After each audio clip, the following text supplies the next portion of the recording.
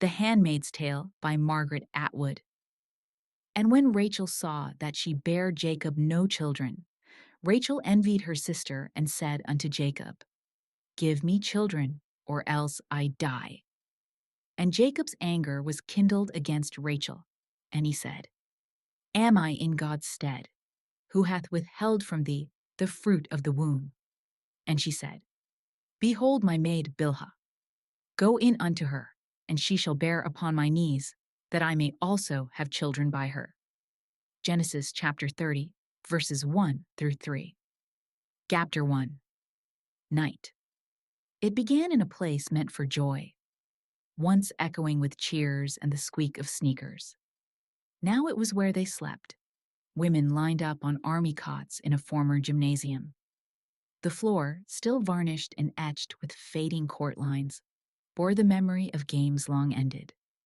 Above, the basketball hoops hung in silence, their nets gone, like missing punctuation at the end of a sentence. She could almost smell the past. Sweat from the players, bubble gum, cheap perfume, a ghostly collage of girlhood rituals. Back then, they wore felt skirts, then miniskirts, then pants, hair spiked or streaked in defiance. It had all unfolded here. Dances spun under disco balls, music like a haunting echo clinging to the walls. The mirrored globe had once cast light like snow. But now, even the light felt weighed down by memory.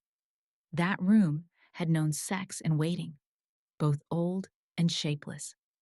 She recalled the ache, the edge of wanting something undefined but deeply necessary, the sense that everything important was just about to happen. They yearned, not just for touch or escape, but for something ahead, the future. It shimmered. How had they all become so ravenous for it? In this new life, the yearning hadn't vanished. It merely hovered, thin and stubborn as breath. Each woman had a cot, placed just far enough from the next to stifle conversation.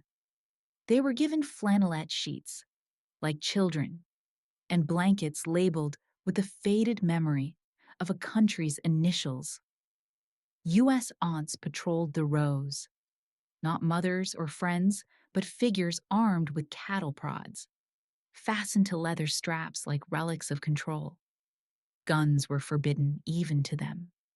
Guns belonged to others, the angels, standing guard outside the chain-link fence, their backs always turned, and even so, the women watched them, hoped for a glance. Imagined negotiations that could change everything. They still had one thing left, their bodies, the trade of last resort. In the shadowed room, they trained their mouths to form words without sound, learned to whisper without being caught. When no one watched, they reached across the spaces between beds, fingers brushing, some fragile proof of connection. Silent names were passed bed to bed. Alma, Janine, Dolores, Moira, June, each name a small resistance, a declaration that they were still there, still themselves. Chapter 2. Shopping. The room is spare, almost devotional in its simplicity. A chair, a table, and a single ceiling lamp beneath a plaster relief shaped like a wreath, though its center has been filled in like a blank, forgotten eye. Once, perhaps, a chandelier hung there, but now any anchor point is gone, erased, just like the opportunity for escape. Curtains stir faintly by the partially open window, letting in filtered sunlight and a whisper of fresh air. Beneath the window, a cushion on a narrow seat. The floor glows with polish, wood worn smooth, holding the scent of effort and order. A braided rug lies at the center, fashioned from scraps and care. It speaks of utility disguised as art, history disguised as home. Nothing unnecessary remains. On the wall, a print, pale blue irises behind no glass. Even beauty here is cautious. Each woman may have the same. Same chair, same print, same pressed curtains. Sameness is safety. The bed is a boundary, not of comfort, but of control. Thought, too, is rationed. Too much of it, and one risks slipping into forbidden places, inward exits. Even the window glass is reinforced against the temptation of despair. Yet, despite the constraints, there are traces of the world that once was. This could be mistaken for a guest room or an old-fashioned boarding house, until one listens to the silence, until one notices what's missing. She dresses in red. Gloves, shoes, sleeves, the long gathered skirt. A deep, undeniable red. She fastens the veil prescribed to shield her face, not for modesty, but to render her invisible. She carries a basket and walks through hallways wrapped in dusty pink runners, past furnishings dulled by time but still clinging to former grace. The descent down the stairs reflects more than movement. It's ritual, routine wrapped in red fabric. In the kitchen, Rita kneads bread. Her arms, her apron, the smell of flour. These things remind one that hands still do familiar work, even in unfamiliar times. Words are sparse, stiff. Suspicion is draped over every sentence. Yet under it all simmers a hunger, not just for food or touch, but for connection, for something unspoken and tender. Chapter 3. The Garden, the Wife, and the Threshold. She stepped quietly through the back door, into a garden tamed and symmetrical. The lawn stretched neatly across the middle, daffodils withdrawing as tulips emerged, scarlet, almost bruised where stem met bloom, like wounds sealed too slowly. The garden belonged to the commander's wife, always had. From her room, she had seen the wife there, knees nestled into a cushion, a veil floating over her broad-brimmed hat, shears resting in a basket beside her. It wasn't the wife who pulled weeds or turned soil. A guardian did the labor. The wife only pointed, her stick more a wand than a tool. She remembered her own garden once, hands deep in earth, pockets full of dry seeds, fingers curled around damp bulbs. There had been solace in that slowness, in nurturing something. Now, she envied the wife her simple tasks, tying stems, arranging, knitting scarves, perhaps not for soldiers, but for no one. Elaborate, aimless designs, boy and girl, tree and eagle. Maybe they unraveled them, re-knit, and unraveled again. Still, the act of doing was its own reward. They rarely spoke. The wife treated her like a necessity, an intrusion wrapped in red fabric. It had been 5 weeks since their first meeting.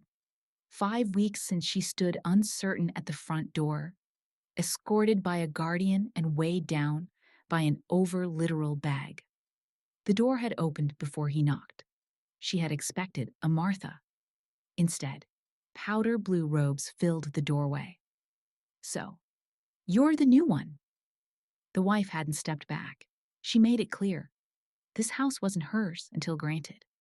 Only after the car pulled away did she permit her inside, with a limping turn and a single command. Inside the sitting room, the wife perched with a cushion underfoot and a cigarette between her lips. She lit it with practiced hands.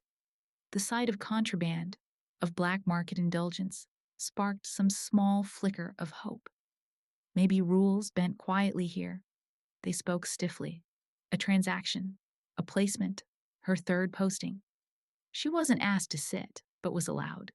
A rare exception. The wife's eyes, pale and hard, gave nothing. Her mouth spoke restraint. Her body jewelry and posture and contained fury. "You're not a Martha," she snapped. She didn't want to be addressed, didn't want to acknowledge her at all. The silence stretched. She watched the woman in front of her, the curve of her hair beneath her veil, the two blue eyes, the rehearsed polish. There was something familiar. Then it hit her. She had seen her as a child, early Sundays, flipping channels in her mother's study, watching the Growing Souls Gospel Hour. Back then, she had been Serena Joy, a soprano, a performer. She could cry and smile at once while singing to a God that watched and, perhaps, never answered. Now, here she sat, voice muted, cigarette smoldering. A wife, a warning, worse than imagined. Chapter 4. Walkers in Red. The gravel path slices through the back lawn, straight and deliberate, like a parting in hair. Rain from the night before has left the grass damp on either side, the air heavy with moisture, rich with the scent of Earth's quiet fertility.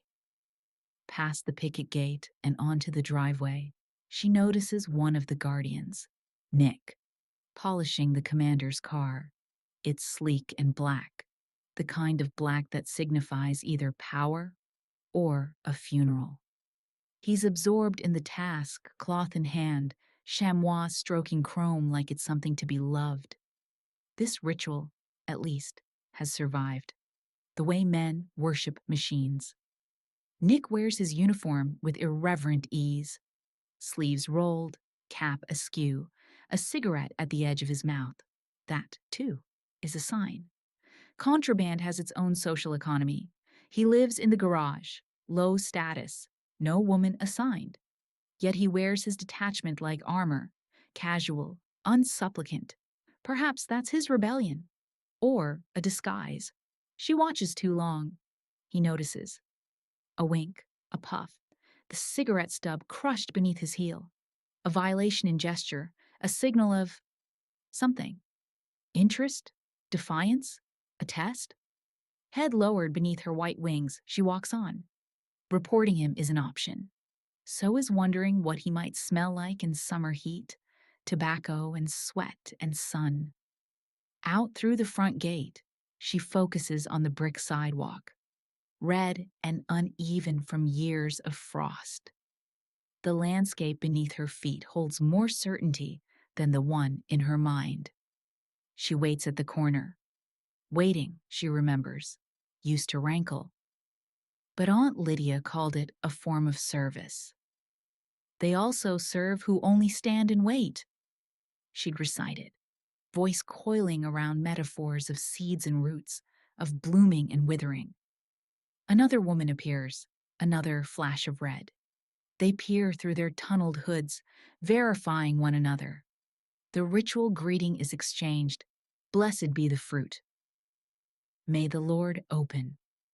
They walk 2 by 2 as decreed, a rule dressed as protection, but everyone knows the truth. Each watches the other. If one should slip, the other must catch and report. Her partner, Offred, is new. The previous one vanished quietly, unremarked. Offred is slightly rounder, walks like something trained, with short, obedient steps. She says only what's permitted. Perhaps she believes. Perhaps not. There's no safe way to know. As they walk, Offred murmurs, updates. Rebels defeated, good weather sent, praise be. She nods in rhythm, hungry for news, even if it's polished or false. Scraps are scraps. They reach the checkpoint. It looks like a simple barrier, striped like construction scaffolding. But beyond it lie the unseen. Guards in pillboxes, floodlights poised for violence. Memory sharpens. Last week, a woman shot near this very spot. A Martha. Too slow to find her pass. Assumed to be something she wasn't. Inside the kitchen walls, Rita and Cora had discussed her. Doing their job, one had said. Nothing safer than dead, the other replied. Now, as they approach the 2 boyish guardians at the gate, youth in green uniforms, too fresh-faced to trust, she tightens inward. They are the most dangerous, not because of strength, but because of belief. She walks through with care. Because in this world, being careful is not a virtue, it's survival.